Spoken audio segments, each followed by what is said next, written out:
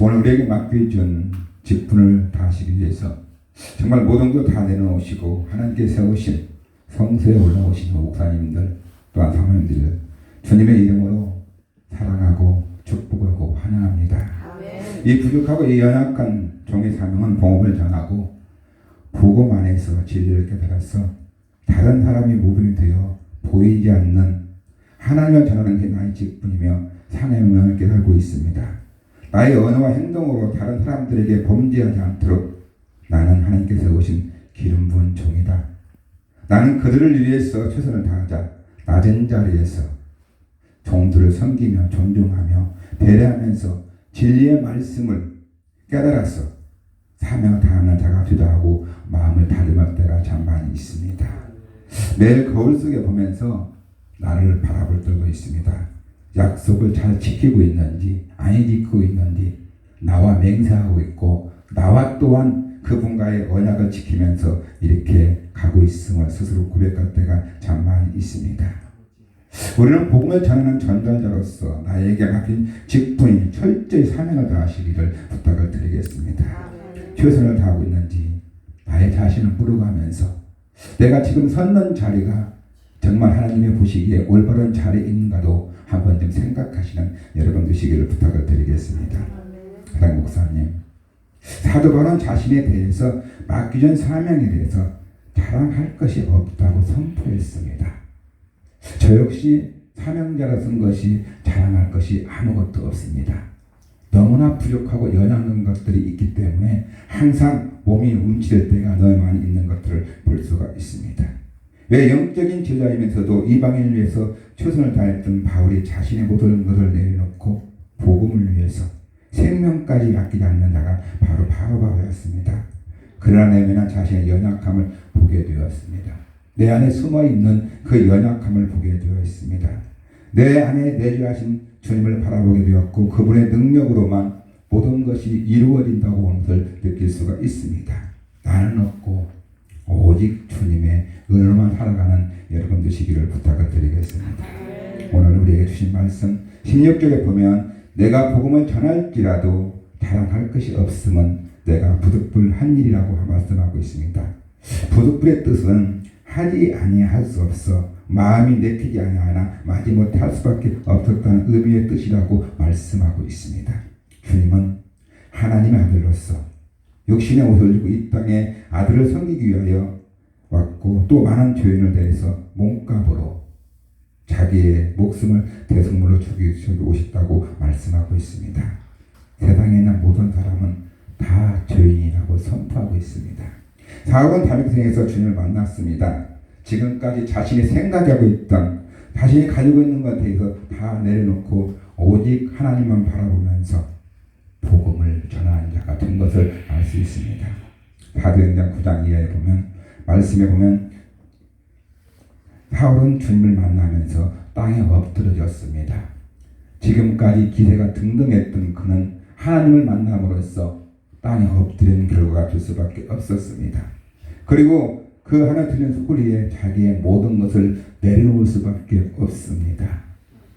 바울에게 사울아 사울아 내가 어찌하여 나를 핍박하느냐 하고 하늘의 소리를 듣고 그는 기절하고 말았다는 것이죠.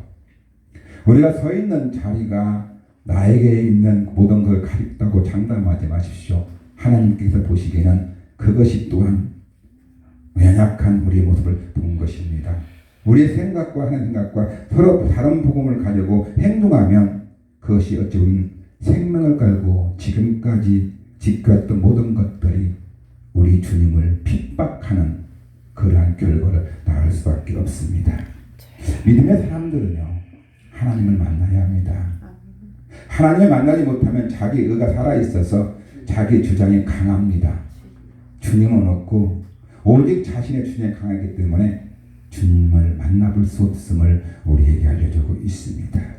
사랑하는 성도 여러분, 주님의 생각과 나의 생각이 다른 곳에 먹고 생각할 수도 있음을 바로 알려주고 있다는 것이죠. 지금 나의 가는 길이 정말 주님이 보시기에 올바른 길이었는가도 한 번쯤 우리를 점검해야 보아야 된다는 것입니다.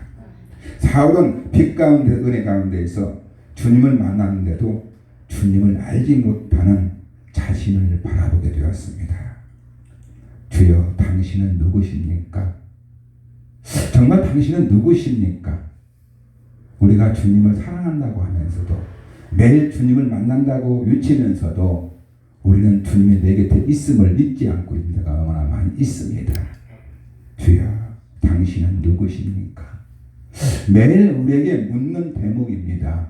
내가 진정 주님과 함께하는 그러한 생활을 하고 있는지, 우리가 목회 생활을 그렇게 하고 있는지 한번 좀 생각해 보아야 될 것입니다.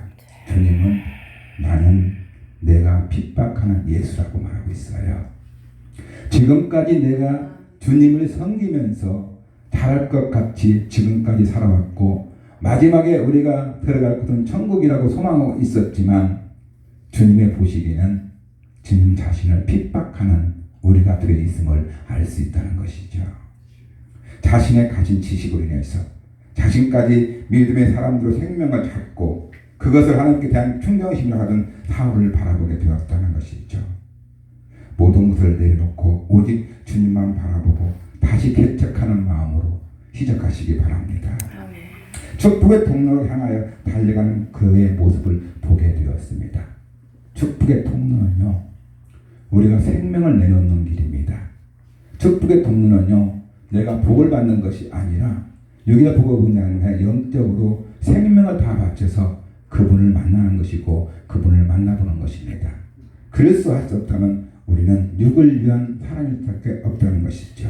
믿음은, 싸움은, 유업은 생명을 드림으로부터 받는 거라고 성경은 그렇게 말하고 있습니다.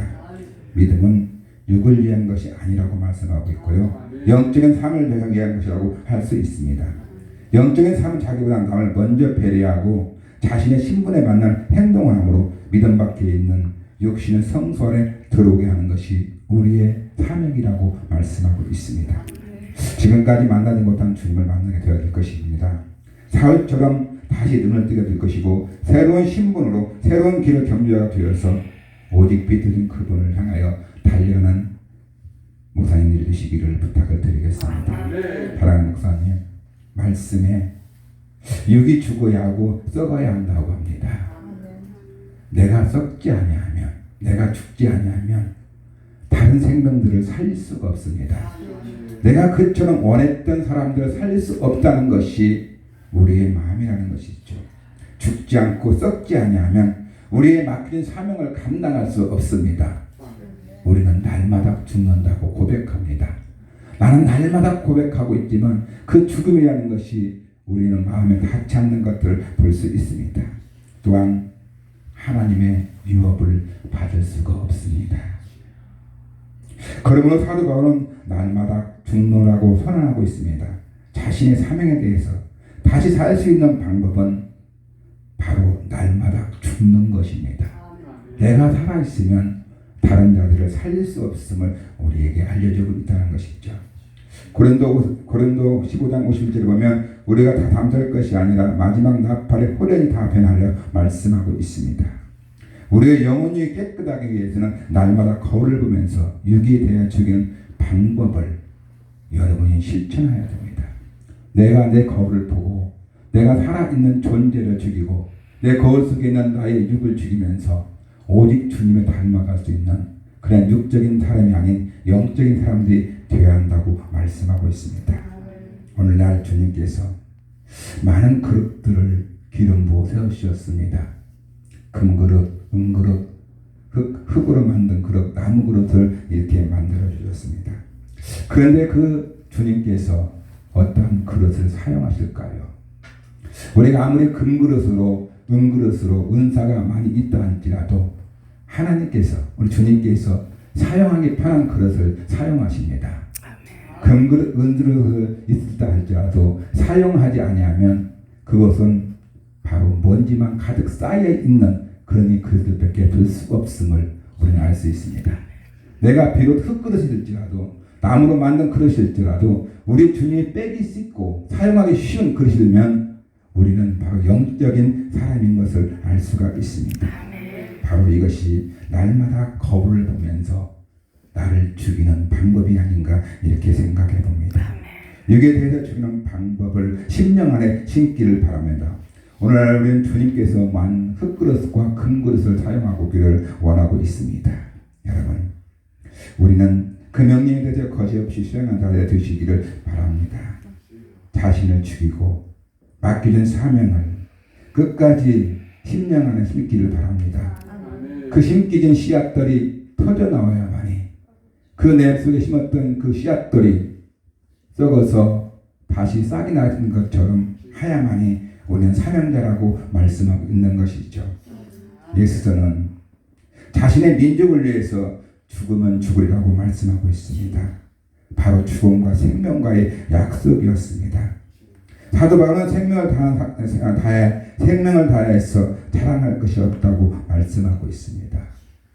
우리는 예수님처럼 사도 바울처럼 정말 죽으면 죽으리라, 정말 나의 자랑할 것이 하나도 없는 그런 마음으로 살아가는 성도들이 부탁을 드리겠습니다.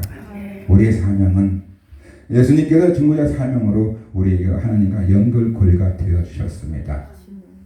내가 맡은 그 사명이 정말 그 귀한 사명이 예수 그리스도만 통하여서 연결되어 있음을 알 수 있다는 것이죠. 우리 사명은 맡은 자로서 서로 이해하고 용서하고 하나 되는 생명의 징검다리가 되어야 할 것입니다. 선호, 우리 형제가 용서받을 수 없는 자라도 용서받을 수 있도록 우리는 그들을 위해서 중보기도하는 자들이 되어야 됩니다. 아무리 미운 자가 있을지라도, 정말 누구로 보면 죽일 자일지라도 영으로 보면 그는 하나님의 자녀이고 하나님의 택한 선택된 자녀인 것을 기억하시기 바랍니다. 우리가 모두 사랑받을 자격이 있는 자들입니다. 그리고 하나님께서 그 천국을 소망을 바라볼 수 있는 자가 되어 있음을 기억하십시오. 어느 날 제가 차를 운행하면서 다른 차를 바라보다가 하나의 문구를 보게 되었습니다. 그 문구는 다 내 탓이라는 그 문구를 보게 되었습니다. 간단한 문구이지만 많은 사람들의 심령을 울리는 문구였습니다. 내가 만약 주님을 사랑하지 않았다면, 주님을 믿지 않는 사람이었다면 그 문구가 아무 문구도 아니었을 것입니다. 근데 내 탓이란 그 문구 하나가 나의 심령을 울리는 것들을 볼 수가 있고, 내가 지금까지 살아왔던 모든 것들이 아집과 고집과 교만이 모두 나의 육이었다는 것을 비로소 깨달은 날이 되었음을 알 수 있습니다. 사랑하는 성도 여러분, 내가 사랑하지 못하여서, 내가 관심 갖지 못하여서, 내가 기도하지 못하여서 하나님의 선택된 자들이 다른 길로 가고 있음을 여러분 기억하십시오. 지금까지 주지 못한 주님의 사랑을 전하는 자가 되기 위해서 우리는 날마다 죽는 연습을 하고, 하나님께서 우리에게 그 사랑을 전하는 정권자가 되어서 하나님께 인정받는 자가 되시기를 부탁을 드리겠습니다. 생명은 그 무엇이 되어 있을지라도 귀중하고 존귀한 존재입니다. 어떠한 생명일지라도 우리의 보기에는 정말 귀중하고 정말 아름다운 생명이라는 것을 의미하고 있습니다. 하나님께서 그들을 구하기 위해서 독생자 예수님을 이 땅에 보내셨고, 그분의 교훈을 받아서 우리 모두가 사명을 받았습니다. 낮은 자나 높은 자나 같은 사명을 갖고 같은 사명의 말씀으로 전하고 있는 것이죠. 그 사명이 바로 하나님이 주신 사명이 아닌가, 이렇게 생각이 되어집니다. 사랑하는 성도 여러분, 우리는 다른 사람을 감동시켜야 됩니다. 육의 사람을 감동시키지 아니하면 우리 주님도 감동시킬 수 없습니다. 내 가정을 감동시키지 못하면 하늘에 계신 우리 하나님을 감동시킬 수 없습니다. 그는 육의 생각으로 살아가기 때문에 우리는 그것이 자기의 의로가 아니고 살아갈 수 있음을 알 수 있습니다. 사도 바울은 전할 복음에 다른 복음을 전하면 저주를 받는다고 말씀하고 있어요. 성경의 말씀은 너무나 무섭고 두려운 말씀들이 많이 있어요. 그 말씀을 따라서 우리가 움직여보면 한 발자국 한 발자국 뛰어나가는 것마다 두려움이 먼저 앞서야 되는데, 우리는 겁없이 육을 향해 달려가는 그런 존재들이 되어 있음을 알 수가 있습니다. 사랑하는 목사님들, 그러므로 직분과 사명을 다해 주시기 바랍니다. 우리의 모습을 비추어 보면서 주님의 닮은 천상으로 작은 예수로서 나에게 맡겨진 작은 것일지라도 충성을 다할 때 하나님께서 잘했다 칭찬하실 것입니다. 우리가 그때까지 정말 죽음으로써 그 사명을 다하시는 우리 목사님 되시기를 주님의 이름으로 부탁을 드리겠습니다. 기도하시겠습니다. 할렐루야.